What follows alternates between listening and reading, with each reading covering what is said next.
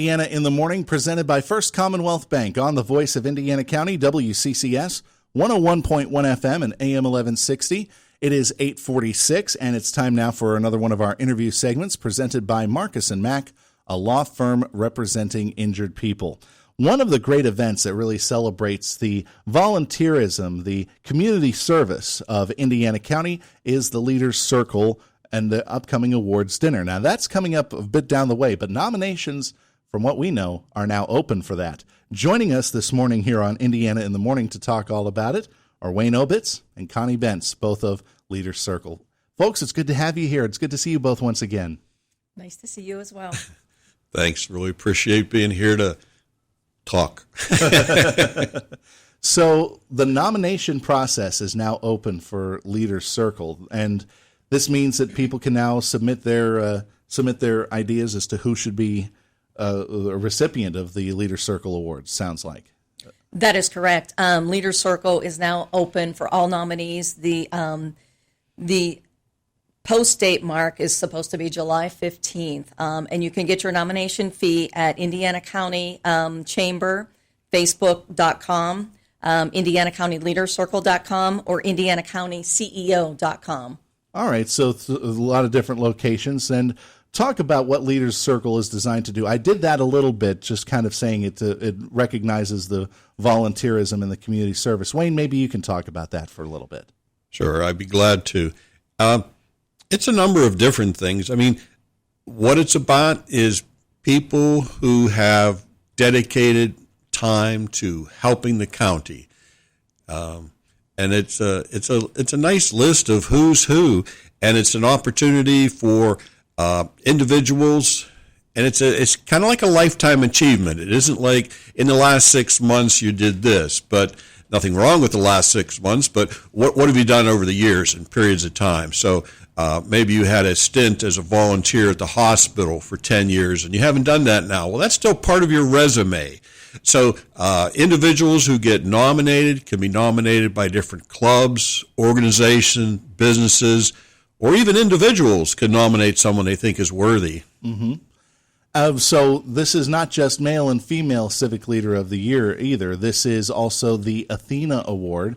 And I also believe, is Young Athena still going to be offered this year, Connie? No, not this year. Oh, okay. I'm sorry. But the Athena Award's still very important as well. Talk about the Athena Award, I guess. Absolutely. The Athena Award is basically professional leadership that demonstrates excellence, creativity in their business or profession. But it's also about community service and personal leadership and how they serve as a role model for women reaching their full potential. Okay. So from what I understand, things may have changed up a little bit as far as the look of the nominations packet and things like that. It sounds like they've changed to make things a little bit easier for those who are nominating people. Well, that's the goal, to make it streamlined, easier as far as that goes. With the internet, makes it a lot simpler for people to find that and do that, filling out those applications. What we found is that there's a lot of people that have done a lot of good in this community, this county, and this is an opportunity for them to be recognized. And so made it as easy as we can. There's a elimination process, if you will. We get lots and lots of worthy individuals, mm-hmm. but not everybody can be part of the program every year. So if you don't necessarily make it this year, there's always next year, if you will. I've known a lot of people, though, who have been nominees, though, that are kind of saying, I don't know if I want to be nominated or recognized for this. So I understand the nominee has to be okay with this, from what I understand. Is that correct? Yeah, absolutely. Okay. A lot of people like to do their work without anybody looking, I guess, if you'll pardon the expression. So Leaders Circle, how long has it been around now? I think it's been what? Oh, I can't even remember the first day that it was around, or first year. It's been around for a long time. I don't know the exact date. Oh, you hit me with one I don't know. I think the Athena was the start of it, which what I believe was Ellen Ruddick. Is that right? I do know that Ellen Ruddick was the first recipient of the Athena Award. I do know that. So I know that because I went and covered that year's Leader Circle. Not that one, but there was a Leader Circle banquet when her husband Rod Ruddick earned the Athena. So I thought that it was kind of nice that husband and wife were honored in such a way. Right. So, what are some things that people should keep in mind when they are nominating somebody for one of these awards, whether it be Athena or Male or Female Civic Leader of the Year? You ask such great questions. What should they keep in mind? They should look at people who are dedicated to improving the lives of people in the county through volunteerism. And I know that's a lot of words to say that, but you know who those people are. I mean, it's just those folks who take the time to do things to help others. And it's not any one specific category. It's just that feel for the individual and who they are and what they've done. And it's a great honor to be nominated and be a finalist. Mm-hmm. Whether or not you're a winner, everybody's a winner. And as you said before, a lot of people do things behind the scenes. So it is a chance to pull away the curtain and give them an opportunity to have their day. Now, we should mention that there are some things that need to be done. First off, that application form. And Connie, also there's a fee as well for this? Yes, let me go back to that. The deadline is July 15th, and there is a $75 fee. It is not part of the application process. Once you become a finalist, then we bill you the $75. And let me go back to where the application can be found. My nerves got the best of me. It's okay. But nomination applications can be found at IndianaCountyChamber.com or IndianaCountyLeaderCircle.com. And also we have mail-ins if in the event that you don't have a computer or you cannot, for whatever reason, pull up the application. You can certainly email the Indiana County Leader Circle, and we will send one to you right away. Mm-hmm. And if anybody wants to ask any questions, they just contact, whom should they contact if they have any questions? Sherry Renoski. And again, her email is indianacountyleadercircle@gmail.com. And she's been a part of this for as long as I can remember, covering it, at least for Leader Circle. She's been one of the guiding lights of this event for many, many years. So when will the awards banquet be? The awards banquet will be at the Indiana Country Club, October 27th. All right, so October 27th. And from because I remember I've actually submitted a couple of names myself in the past. And usually what I was told, that $75 pays for the finalist to have their to be there for free, it sounds like. That is correct. It's their meal and also the part of the application process. All right.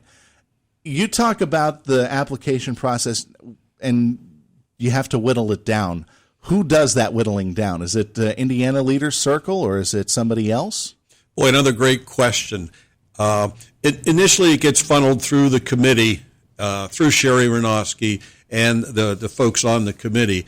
And then once the finalists, that goes to volunteers outside of the county, so that it doesn't come down to, well, Todd Marino's a great guy, I think we should make Todd the Volunteer of the Year. It becomes based on the qualities of the work, the body of work that has been done by the individuals, but it's outside the county. So there's no local influence then when it comes to the naming of these. That's actually pretty cool. I mean, it's a process I've heard used in other awards, so that's excellent there.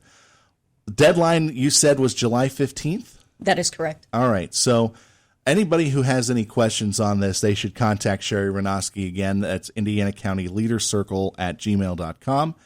And also, again, those websites are IndianaCountyLeaderCircle.com or IndianaCountyChamber.com, I think it is, that you said for that is correct. Finding the. What are some other? Is there anything else that you two would like to make mention about Leader Circle? Because this is very important to recognize those who have been a part of the community in their efforts to make it a better place. Connie, we'll start with you. Is there anything that you wanted to make mention?